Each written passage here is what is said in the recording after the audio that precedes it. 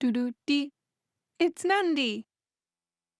Hello friends, I hope you're having a nice Sunday.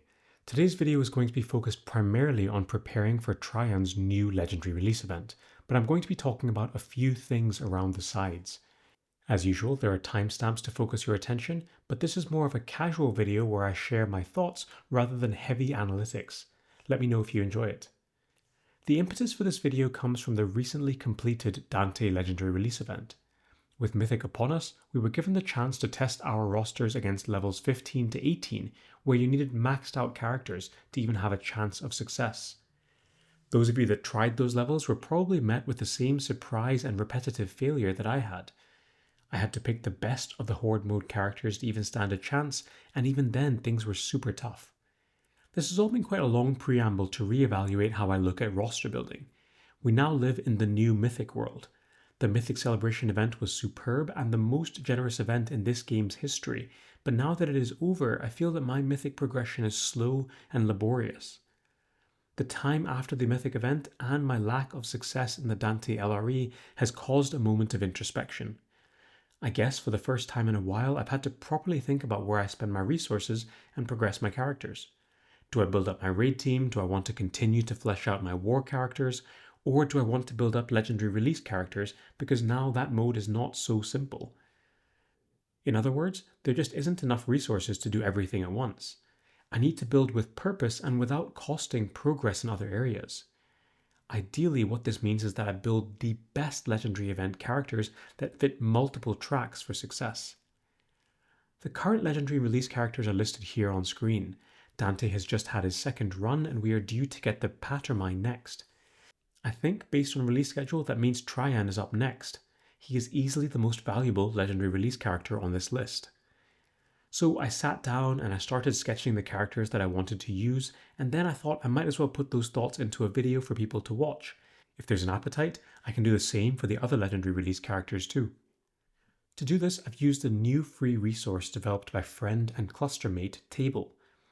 I'll do a website walkthrough later since I think it's pretty amazing, but we'll jump straight into the legendary release event section first. You can click on the tab, go to events, legendary hero event, and bring up Trajann. Straight away, Table's website groups characters together by trait to focus the mind and identify how you might want to progress in the track. I'll take notes as we go using the sticky notes feature and turn them into infographics for you at the end. The alpha section asks us to use our characters against the Thousand Suns. The first thing that you'll probably notice is that once we start grouping the traits together, we quickly lose the ability, or rather lose access to good characters in Horde mode. You can see here for the physical and infiltrate trait, although you can get 170 points by combining these three characters, they're all pretty rubbish at Horde mode. So I'm going to skip past this section because it's not really that useful. The next one, physical and minimum 4 hits, again isn't particularly attractive. Maybe Gibbascraps with his summon and Vindicta with her flame attack can do some work, but the other three characters are lacking. Similarly, Terrifying and Infiltrate gives me a fairly lackluster group, as does Terrifying minimum 4 hits. So you can see that we've really looked at all of the trait combinations for this section and haven't found anything that's worthwhile. So I'm going to take a note on my little sticky pad and say, alpha, no good combos. I'll come back to it later and we'll try and identify the best characters for the single tracks like piercing and physical. We scroll down to beta where we now use our characters against the Ultramarines. The first option we are presented with, flying, mechanical and not physical, is actually fairly attractive.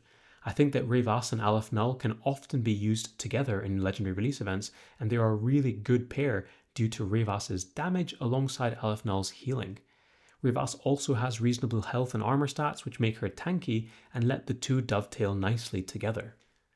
Okay, let's scroll down and see if there are any other good options for me to look at.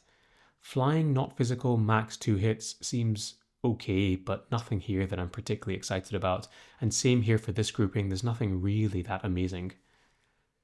Gulgort is nice, he's a mechanical and max 2 hits unit, so I guess there's maybe some flavors there. I think I'd still prefer to use mechanical and flying together for this more valuable group. Power and not physical, that seems fine, and that seems like a good combination to get characters with because we have some all-stars here with Maladus, Rotbone and Angrax. Abaddon's pretty good there too, since his passive damage will give both Angrax and Maladus more damage for their area of effect attacks. So I'm going to create that as another subgroup that I might be interested in exploring. What does that leave us with? I think it just leaves us with maximum 2 hits. So I might just suggest that as its own standalone track that we'll look at later. So Gamma, we use our characters versus the Gene Stealers. And the first option here actually looks really attractive. So we have the new character Dreer, who I think is going to be an all-star in Legendary Release events, alongside Maladus, Rotbone, and Carrion. And that gives me Resilient, Not Bolter. That's pretty good. I like that grouping.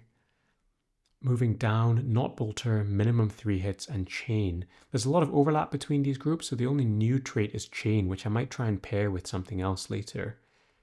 Here we've got Resilient and minimum 3 hits. Again, lots of overlap here, and I think this is probably going to be enough to carry you through the stage anyway. Now we've got Psyker and Not Bolter. I don't feel the need to necessarily build specifically for that. Resilient Not Bolter has been addressed. Minimum 3 hits and Chain. Nope, not interested. Not Bolter, minimum 3 hits. Again, we've covered that in the first group we looked at.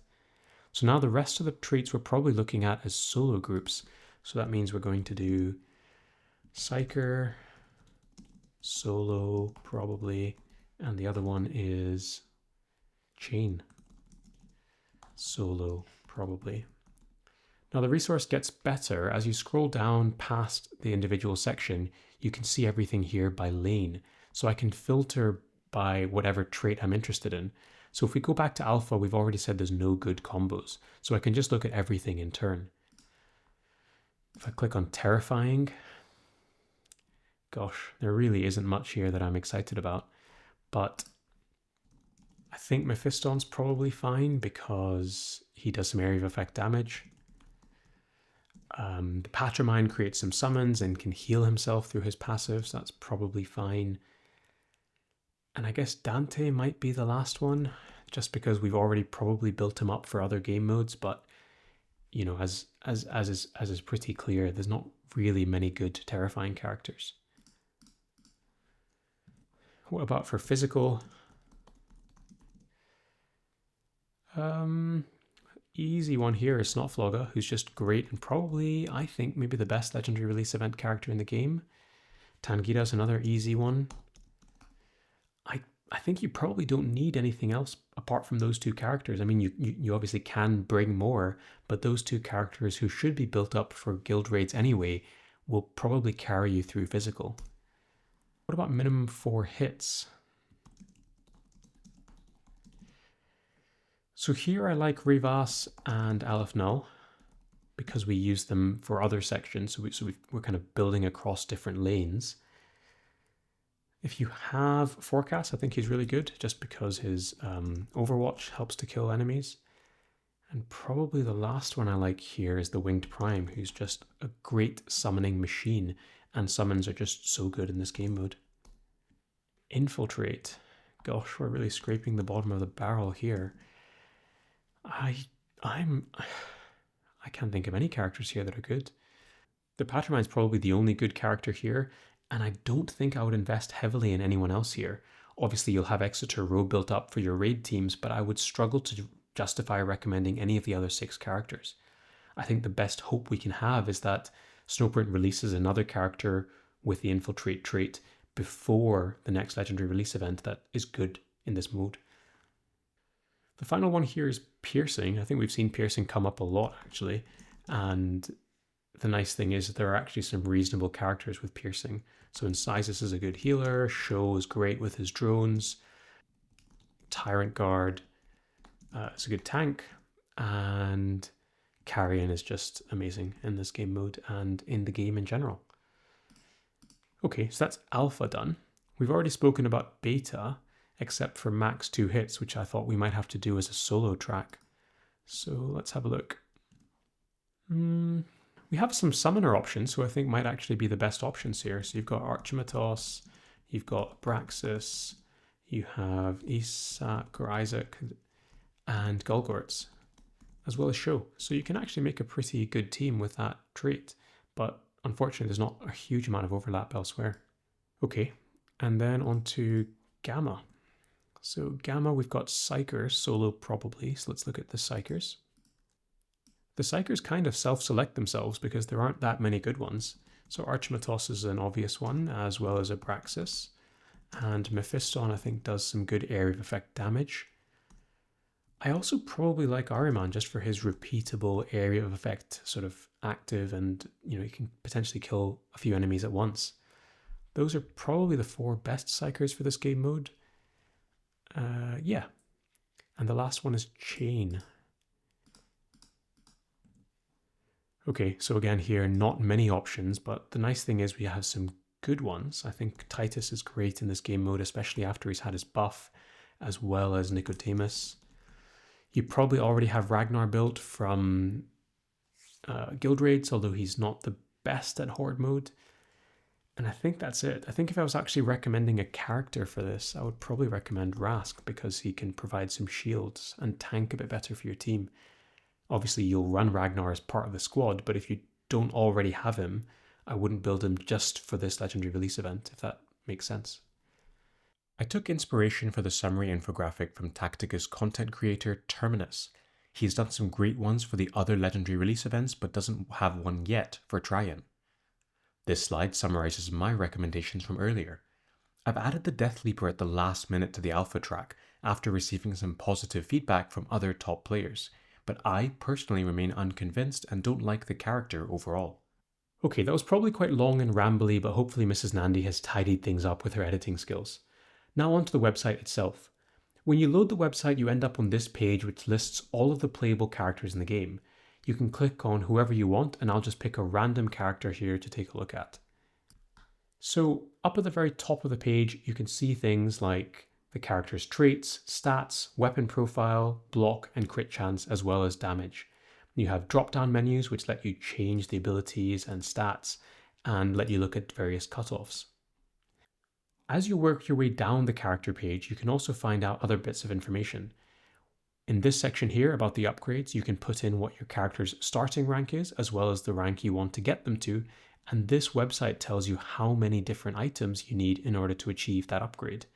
What is particularly helpful is that it can also tell you where you can farm those items. At the very bottom of the page are the character's mythic quests. The tabs are hopefully self-explanatory, but I wanted to talk to you about a couple of fun ones. The Story tab captures all of the dialogue in case you are curious and want to revisit some lore at a later date.